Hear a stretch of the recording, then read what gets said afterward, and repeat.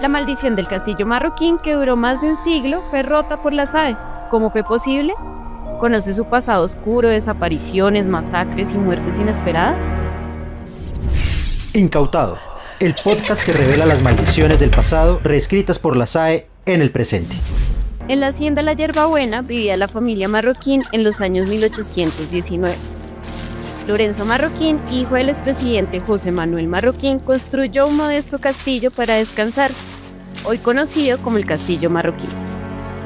La historia de la maldición empieza con la desaparición de la señora Trinidad Ricaurte y Nariño, esposa de José María Marroquín. Durante un día no se supo nada de ella, hasta que la hallaron muerta sin explicación alguna. Entre tantas historias que esconden esas paredes viejas de arquitectura neogótica y afrancesada, está la más escalofriante, ocurrida en 1991. Resulta que un narcotraficante llamado Juan Camilo Zapata Vázquez, alias El Brujo, ordenó masacrar a un grupo de sus empleados. Zapata fue propietario del castillo y lo remodeló, aunque también lo llenó de rituales de hechicería, haciendo honor a su apodo.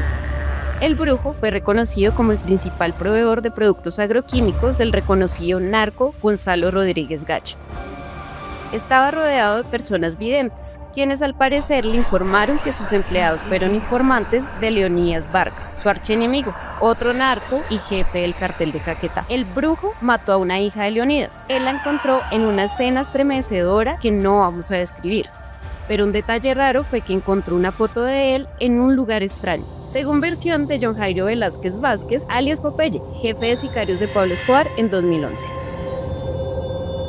Leonidas ofreció recompensa por la cabeza del Brujo. Entonces Zapata se fue a Copacabana, Antioquia, donde los Pepes informaron sobre su paradero, y allí el bloque de búsqueda le dio de baja. Así acabó en 1993 la historia de uno de los narcotraficantes más temidos del país.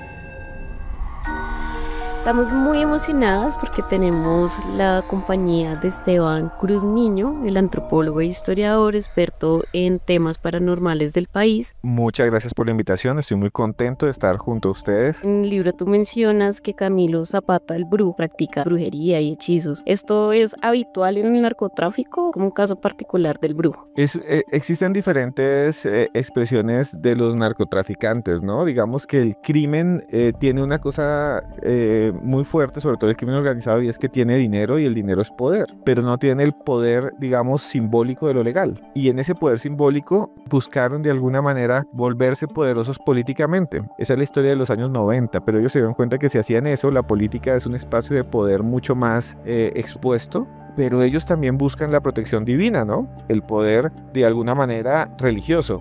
Algunos se refugian en santos, otros se refugian en brujos. ¿Por qué se refugian en brujos? Porque generalmente los santos no les van a ayudar a lo que ellos hacen, que es matar a alguien. Los brujos les pueden decir, venga, le coso la boca a un sapo y ahí meto la foto de su enemigo y así acabo con la vida del otro. O venga, le hacemos un entierro, o venga, le hago un rezo para que usted sea invisible, para que no le entren las balas, para que si tiene un proceso en la fiscalía se desaparezca. Uno de los narcos que fue dueño del castillo era el cartel de Bogotá, era Camilo Zapata, alias El Brujo. Hace un tiempo yo estaba en la feria del libro y se me acercó un chico rubio, parecía extranjero, alemán, y cuando hablaba como bogotano de clase alta. Me compró el libro y me dijo, mire, yo soy nieto de Camilo Zapata. Lo que ustedes dicen ahí, lo que usted ha dicho es una parte, pues es verdad, otra no. Nosotros ya, pues ninguno de nosotros es delincuente. O sea, que tengamos un abuelo delincuente no significa que yo lo sea.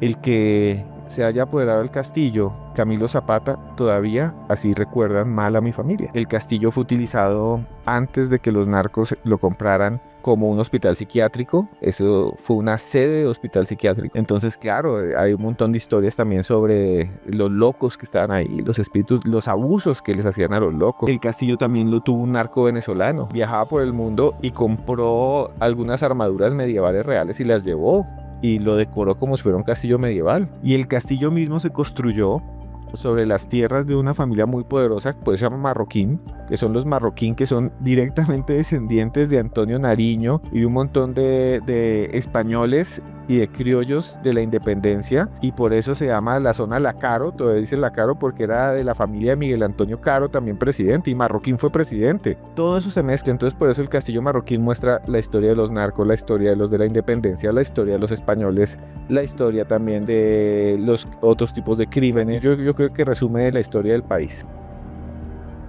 Esteban Cruz Niño, en su libro Negro de la Brujería en Colombia, narra todos estos acontecimientos en detalle. Ustedes dirán que por un par de casos lejanos no dan cuenta de una maldición, pero escuchemos otros relatos. El Castillo Marroquín duró muchos años abandonado, hasta que un médico llamado Roberto Restrepo, en 1952, se hizo dueño del castillo y lo remodeló. A los 4 años falleció sorpresivamente. En 1964, el senador Camilo Vázquez se hizo dueño del castillo, y un año después también murió. En 1970, Guillermo Villasmil, un petrolero venezolano, compró el castillo. Construyó un lago detrás donde soltó flamencos rosados, tenía 280 yeguas y caballos de paso, entre otras excentricidades que llegaron a decorar el castillo, pero que poco pudo disfrutar. El señor Villasmil murió en un accidente de avioneta. ¿Coincidencia? En tu libro afirmas que el Castillo Marroquín tiene una maldición. ¿A qué se debe esta maldición? Yo creo que más que una maldición oscura, paranormal, maldita, que tenga una presencia maligna, es tal vez una de las cosas que ha vivido Colombia durante muchos años, que es esa apropiación de los bienes culturales, materiales de la nación por parte del narcotráfico.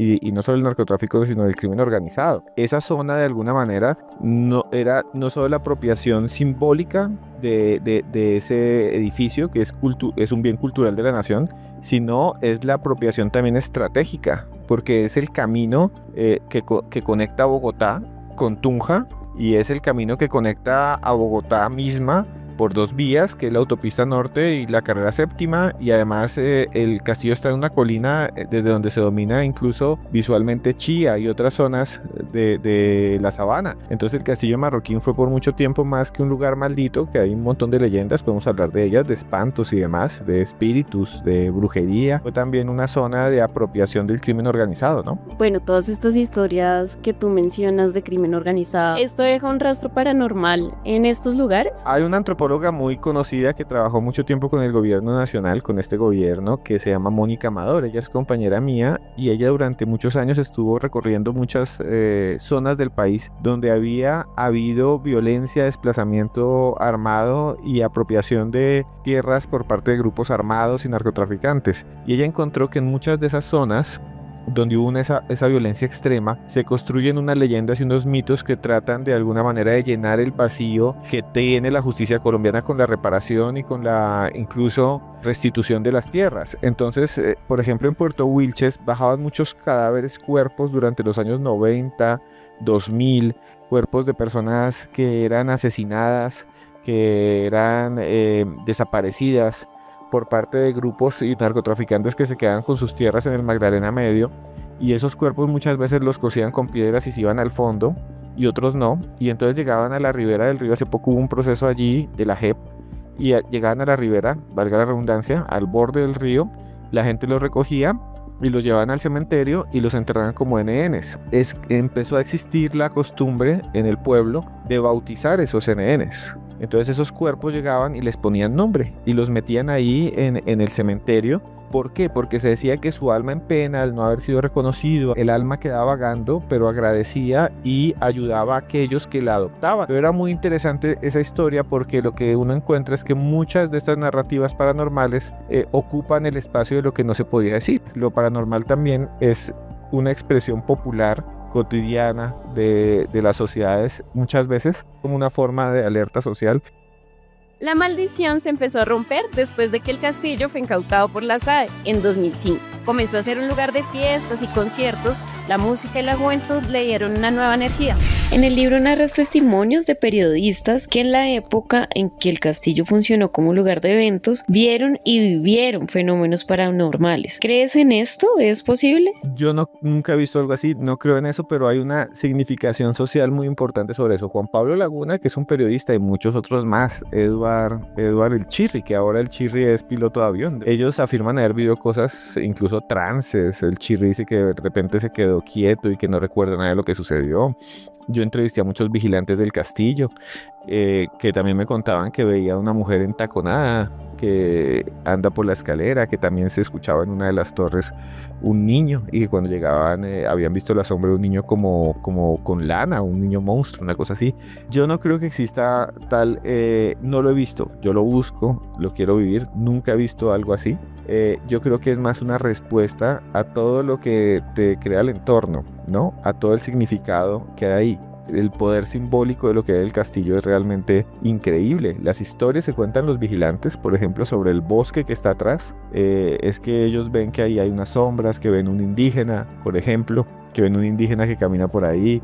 Y esas historias de que ven un indígena en taparrabos también es una evocación al pasado, ¿no? A nuestro pasado. ¿Crees que lo que ahora hace la SAE de entregar tierras a personas que siempre debieron tenerlas, que fueron desplazadas o despojadas de sus territorios, podrían ayudar a contrarrestar el fenómeno paranormal de estos lugares? Yo creo que cuando se busque la verdad y se diga esto sucedió, pues el mito y la leyenda tiende a desaparecer y el lugar maldito desaparece y se convierte en un lugar social, en un espacio social de uso. Entonces yo creo que cuando aparecen tantas leyendas y tantas historias es porque se ha ocultado lo que realmente ha sucedido en esos lugares. En el año 2024, la SAE, por orden del presidente Gustavo Petro, dio el Castillo Marroquín a la Universidad Pedagógica para fines académicos y culturales.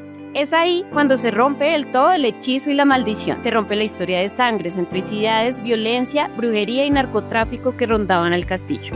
La SAE incauta predios, transforma pasados oscuros en posibilidades que impulsan el cambio. Les esperamos en el próximo episodio de Incautado, la macabra historia de despojo en la Hacienda Bella Cruz.